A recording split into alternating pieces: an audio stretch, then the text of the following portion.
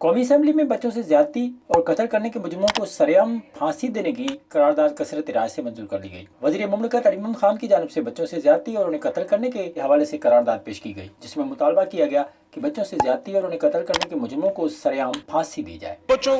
کے جو قاتل ہیں، اس طرح کے جو سیکشول سیریل ابیوزرز ہیں، جس طرح زینب بچی کا کیس ہوا، اسلام آباد میں فرشتہ بچی کا کیس ہوا، ابھی حال ہی میں نوشہرہ میں حفظ نور بچی کا کیس ہوا، اس طرح کی جو کیسز ہیں، جب تک ہم ان کو ایگزمپلری، صرف سزائے موت نہیں، ایگزمپلری پنشمنٹس نہیں دیں گے، میں سمجھتا ہوں سب سے پہلے ہم نے اپنا ملک ان آرڈر کرنا ہے، اس کے بعد ہم دیکھیں گے باقی دنیا کیا کہتی ہے۔ قومی اسمبلی نے علی محمد خان کی قرارداد کو کثرت رائے سے منظور کر لیا، جبکہ اپوزیشن جماعت پیپلز پارٹی نے قرارداد کی مخالفت کی۔ پیپلز پارٹی کے سینئر رہنما راجہ پرویز اشرف نے کہا کہ پاکستان اقوام متحدہ کے چارٹر پر دستخط کر چکا ہے، دنیا اس فیصلے کو قبول نہیں کرے گی۔